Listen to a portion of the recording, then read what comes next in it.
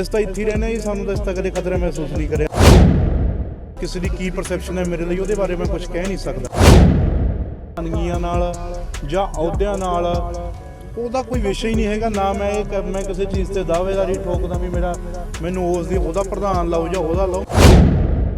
ਕੀ message ਦੇਣਾ ਚਾਹੁੰਦੇ ਹੋ? ਮੈਸੇਜ ਬਸ ਸਾਰਿਆਂ ਨੂੰ ਇੱਕਜੁੱਟਤਾ ਦੇ ਭਾਈਚਾਰੇ ਦਾ ਮੈਸੇਜ ਹੈ ਜੀ। ਯੂਥ ਦੀ ਰੈਲੀ ਰੱਖੀ ਸੀਗੀ, ਸੋ ਇਹਨਾਂ ਨੇ ਭਰਾਵਾਂ ਨੇ ਮਾਨ ਤਾਨ ਕੀਤਾ, ਤਾਂ ਕਰਕੇ ਇਹਨਾਂ ਨੂੰ ਸਾਰਿਆਂ ਨੂੰ ਇੱਕੋ ਹੀ ਮੈਸੇਜ ਦੇਣ ਆਏ ਆ ਵੀ ਸਾਰਾ ਕੁਝ ਆਪਾਂ ਭਾਈਚਾਰਾ ਰੱਖਣਾ। ਆਪਸ ਦੇ ਵਿੱਚ ਯੂਥ ਤੋਂ ਪੰਜਾਬ ਨੂੰ ਬਹੁਤ ਉਮੀਦਾਂ ਨੇ, ਸੋ ਦੈਟਸ ਵਾਈ ਅੱਜ ਅਸੀਂ ਯੂਥ ਨਾਲ ਥੋੜ੍ਹੀ ਜਿਹੀ ਇੰਟਰੈਕਸ਼ਨ ਰੱਖੀ ਸੀ। ਅੱਜ ਪ੍ਰਧਾਨ ਮੰਤਰੀ ਕਹਿੰਦੇ ਸਾਨੂੰ ਦੇਸ਼ ਤੋਂ ਖਤਰਾ ਹੈ। ਜਿਵੇਂ ਉਸ ਦਿਨ ਆਏ ਸੀ, ਉਹਨਾਂ ਨੇ ਕਿਹਾ 3 ਮੈਂਬਰੀ ਕਮੇਟੀ ਬਣਾਈ ਗਈ ਹੈ, ਜਾਂਚ ਕਰ ਰਹੀ ਹੈ 3 ਮੈਂਬਰੀ ਕਮੇਟੀ ਵੀ ਉਹਨਾਂ ਨੂੰ ਕਿਉਂ ਰੋਕਿਆ ਗਿਆ। ਕੀ ਸਮਝੋ ਕਿ ਬਾਕੀ ਆਪਾਂ ਨੂੰ ਖਤਰਾ ਹੈਗਾ ਦੇਸ਼ ਤੋਂ ਆਪਣੇ? ਅਸੀਂ ਤਾਂ ਇੱਥੇ ਹੀ ਰਹਿੰਦੇ ਜੀ, ਸਾਨੂੰ ਤਾਂ ਇਸ ਤੱਕ ਕਦੇ ਖਤਰਾ ਮਹਿਸੂਸ ਨਹੀਂ ਕਰਿਆ। ਬਾਕੀ ਸ਼ਾਇਦ ਉਹਨਾਂ ਨੂੰ ਕੋਈ ਲੱਗਿਆ, ਪਰ ਕੋਈ ਖਤਰੇ ਵਾਲੀ ਗੱਲ ਹੀ ਖਤਰਾ ਤਾਂ ਇਸ ਤਰੀਕੇ ਨਾਲ ਹੁੰਦਾ ਵੀ ਚੰਨੀ ਕਹਿੰਦੇ ਨੇ ਵੀ 700 ਬੰਦੇ ਨਹੀਂ ਆਏ ਰੈਲੀ ਦੇ ਵਿੱਚ, ਇਸ 'ਚ ਮੇਰਾ ਕੀ ਕਸੂਰ? ਹਾਂ, ਉਹ ਤਾਂ ਫਿਰ ਕਿਸੇ ਦਾ ਕਸੂਰ ਕੋਈ ਨਹੀਂ ਹੈਗਾ ਨਾ। ਸੋ ਤਾਂ ਹੀ ਕਿਤੇ ਨਾ ਕਿਤੇ ਪ੍ਰੋਪੋਗੰਡਾ ਕਰਕੇ ਇਸ ਨੂੰ ਗਲਤ ਰਾਹਾਂ ਤੇ ਤੋੜਨ ਦੀ ਕੋਸ਼ਿਸ਼ ਹੈ ਸਾਡੇ ਪੰਜਾਬ। ਮੈਂ ਕਹਿੰਦਾ ਜਿੰਨਾ ਪੰਜਾਬ ਸੁਰੱਖਿਅਤ ਹੈ, ਕਿਤੇ ਵੀ ਕੋਈ ਰਾਸ਼ਟਰਪਤੀ ਰਾਜ ਦੀ ਮੰਗ ਕਰ ਰਹੇ ਨੇ ਕੈਪਟਨ ਅਮਰਿੰਦਰ ਸਿੰਘ। ਬਿਲਕੁਲ ਗਲਤ ਹੈ, ਬਿਲਕੁਲ ਗਲਤ ਹੈ। ਤੁਹਾਨੂੰ ਲੱਗਦਾ ਬਾਈ ਜਿਸ ਤਰ੍ਹਾਂ ਚੋਣਾਂ ਦਾ ਮਾਹੌਲ ਨੇੜੇ ਆ, ਤੁਸੀਂ ਕਲਾਕਾਰ ਹੋ, ਤੁਹਾਨੂੰ ਨੌਜਵਾਨ ਪੀੜ੍ਹੀ ਪਿਆਰ ਕਰਦੀ ਹੈ, ਕੋਈ ਹੋਰ ਵੀ ਕਲਾਕਾਰ ਹੈਗੇ ਤੁਹਾਡੇ ਸੰਪਰਕ ਦੇ ਵਿੱਚ ਨੇ ਜੋ ਕਾਂਗਰਸ ਪਾਰਟੀ ਜੁਆਇਨ ਕਰ ਸਕਦੇ ਨੇ? ਯਾਰ ਇਹ ਕਿਹੋ ਜਿਹਾ ਕੁਐਸਚਨ ਹੈ? ਪਹਿਲਾਂ ਤਾਂ ਮੈਂ ਕਲਾਕਾਰ ਹਾਂ, ਹੈ ਪਤਾ ਕੀ ਗੱਲ ਹੈ, ਇਹ ਹਰੇਕ ਦਾ ਆਪੋ ਆਪਣਾ ਕਹਿਣ ਦਾ ਸੋਚ ਦਾ ਵਿਸ਼ਾ ਹੈ। ਜੇ ਉਹਨਾਂ ਨੂੰ ਠੀਕ ਲੱਗੂ ਤਾਂ ਅਸੀਂ ਕਿਸੇ ਨੂੰ ਜਾਂ ਮੈਂ ਕਿਸੇ ਦੇ ਕਹੇ ਤੇ ਥੋੜ੍ਹੀ ਆਇਆ। ਮੇਰਾ ਆਪ ਦਾ ਦਿਲ ਕਰਿਆ, ਮੇਰੇ ਮਨ ਦੇ ਵਿੱਚ ਕੋਈ ਨਾ ਕੋਈ ਵਿਚਾਰ ਸੀ ਕਿ ਤਾਂ ਕਰਕੇ ਮੈਂ ਆਇਆ, ਨਾ ਮੈਂ ਕਿਸੇ ਦੇ। ਸਿੱਧੂ ਮੂਸੇਵਾਲਾ ਸੋ ਮਾਨਸਾ ਤੋਂ ਚੋਣ ਲੜਨੀ ਪੱਕੀ ਹੈ ਜੀ?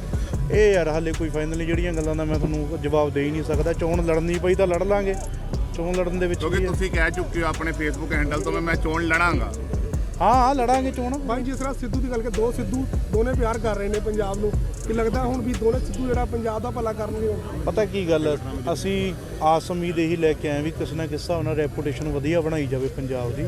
ਸੋ ਸਾਡਾ ਇਹੀ ਮੰਤਵ ਹੈ, ਹੋਰ ਕੋਈ ਸਿਆਸੀ ਅਹੁਦਿਆਂ ਦਾ ਜਾਂ ਕੋਈ ਹੋਰ ਲਾਲਚ ਦਾ ਸਾਡੇ ਨਾਲ ਕੋਈ ਲੈਣਾ ਦੇਣਾ ਨਹੀਂ ਹੈ। ਬਸ ਮੈਂ ਤਾਂ ਇਹੀ ਚੀਜ਼ ਚਾਹੁੰਦਾ, ਮੇਰਾ ਜਿਹੜਾ ਮੰਤਵ ਇਹੀ ਹੈ ਵੀ ਕਿਵੇਂ ਨਾ ਕਿਵੇਂ ਕਰਕੇ ਮੈਂ ਇੱਕ ਇਹੋ ਜਿਹਾ ਦਰਵਾਜ਼ਾ ਖੋਲ੍ਹ ਦਿਆਂ ਤਾਂ ਜੋ ਮੇਰੇ ਪਿੱਛੇ ਹੋਰ ਵੀ ਮੇਰੇ ਭਰਾ ਜਿਹੜੇ ਇਸ ਫੀਲਡ ਦੇ ਵਿੱਚ ਆਉਣਾ ਚਾਹੁੰਦੇ ਨੇ, ਕੁਝ ਚੰਗਾ ਕਰਨਾ ਚਾਹੁੰਦੇ ਨੇ, ਉਹ ਮੇਰੇ ਪਿੱਛੇ ਆ ਕੇ। ਟਕਸਾਲੀ ਕਾਂਗਰਸੀ ਕਹਿ ਰਹੇ ਨੇ, ਮਾਨਸਾ ਤੋਂ ਰੈਲੀਆਂ ਕਰ ਰਹੇ ਨੇ, ਯੂਥ ਆਗੂ ਨੇ ਵੀ ਰੈਲੀ ਕੀਤੀ ਹੈ, ਉਹ ਕਹਿੰਦੇ ਵੀ ਅਸੀਂ ਲੜਨਾ ਹੈ ਵੀ ਸਿੱਧੂ ਮੂਸੇਵਾਲੇ ਨੂੰ ਹਜੇ ਟਿਕਟ ਨਹੀਂ ਮਿਲਣੀ ਚਾਹੀਦੀ।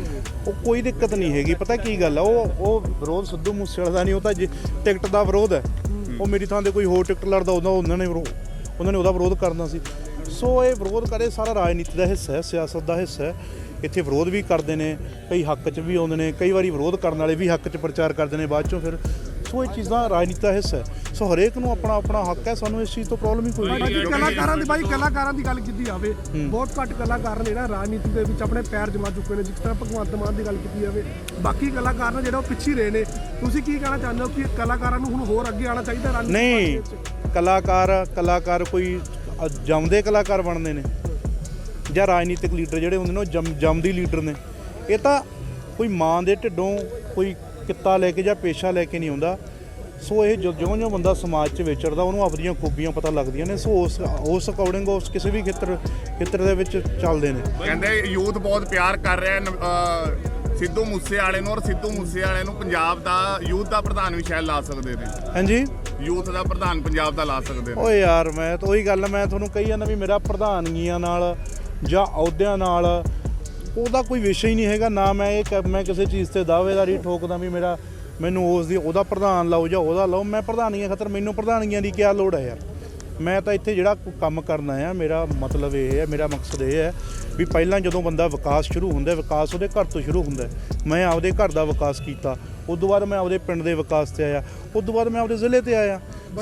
ਸੁਖਬੀਰ ਬਾਦਲ ਦਾ ਬਿਆਨ ਆਇਆ ਪਰਸੋਂ ਹੀ, ਕਹਿੰਦੇ ਵੀ ਤੁਹਾਨੂੰ ਇਸ ਕਰਕੇ ਪਾਰਟੀ ਦੇ ਵਿੱਚ ਲੈ ਕੇ ਆਉਂਦਾ ਕਿਉਂਕਿ ਕਾਂਗਰਸ ਕੋਲੋਂ ਨਾ ਬੰਦੇ ਨਹੀਂ ਇਕੱਠੇ ਹੁੰਦੇ ਸੀ। ਜਦੋਂ ਸਿੱਧੂ ਮੂਸੇਵਾਲਾ ਆਉਂਦਾ ਤਾਂ ਨੌਜਵਾਨ ਵੀ ਇਕੱਠੇ ਹੋ ਜਾਂਦੇ ਨੇ, ਬੰਦੇ ਵੀ ਇਕੱਠੇ ਹੋ ਜਾਂਦੇ ਨੇ, ਤਾਂ ਕਰਕੇ ਕਾਂਗਰਸ ਪਾਰਟੀ ਜੁਆਇਨ ਕਰਾਈ ਹੈ ਉਹਨੇ। ਉਹ ਯਾਰ ਪਤਾ ਹੁਣ ਕਿਸੇ ਦੀ ਕੀ ਪਰਸੈਪਸ਼ਨ ਹੈ ਮੇਰੇ ਲਈ, ਉਹਦੇ ਬਾਰੇ ਮੈਂ ਕੁਝ ਕਹਿ ਨਹੀਂ ਸਕਦਾ। ਇੱਥੇ ਲੱਖਾਂ ਹੀ ਬੰਦੇ ਨੇ, ਲੱਖਾਂ ਨਹੀਂ ਮੇਰੇ ਖਿਲਾਫ ਲੱਖਾਂ ਸੋਚਾਂ ਹੋਣਗੀਆਂ ਨਾ। ਸੋ ਕੋਈ ਵੀ ਬੰਦਾ ਉਹਦਾ ਆਪਦਾ ਪੁਆਇੰਟ ਆਫ ਵਿਊ ਹੈ, ਮੇਰਾ ਆਪਣਾ ਪੁਆਇੰਟ ਆਫ ਵਿਊ। ਜੇ ਉਹਨਾਂ ਨੂੰ ਇਹ ਲੱਗਦਾ ਠੀਕ ਹੈ, ਪਰ ਮੈਨੂੰ ਇਹ ਲੱਗਦਾ ਵੀ ਉਹ ਗਲਤ ਨੇ। ਭਾਈ ਇਨ ਫਿਊਚਰ ਐਂਟਰਟੇਨਮੈਂਟ ਇੰਡਸਟਰੀ ਦੇ ਨਾਲ ਜੁੜੇ ਰਹੋਗੇ ਜਾਂ ਪੋਲਿਟਿਕਸ? ਨੇਰੀ ਬਣਾ ਦਾਂਗੇ, ਨੇਰੀ ਐਂਟਰਟੇਨਮੈਂਟ ਦਾ ਚੱਲੀ ਜਾਣਾ। ਜਿਹੜਾ ਮੀਡੀਆ ਤੁਹਾਨੂੰ ਐਜ਼ ਅ ਪੋਲੀਟੀਸ਼ੀਅਨ ਕਰਾਰ ਦੇ ਗਿਆ ਸਾਰੇ ਦਾ ਸਾਰਾ, ਬਟ ਜਿਹੜੇ ਤੁਹਾਡੇ ਭਰਾ ਨੇ ਯੂਥ ਆ ਉਹ ਹਜੇ ਵੀ ਸਿੱਧੂ ਨੂੰ ਸਿੱਧੂ ਹੀ ਦੇਖਦਾ ਐਜ਼ ਮੈਂ ਦੇਖੀ ਯਾਰ ਇਲੈਕਸ਼ਨਾਂ ਤੋਂ ਬਾਅਦ ਮੇਰੇ ਗਾਣੇ ਆਉਣਗੇ, ਉਸ ਤੋਂ ਬਾਅਦ ਦੇਖਿਓ ਇਹ ਚੀਜ਼।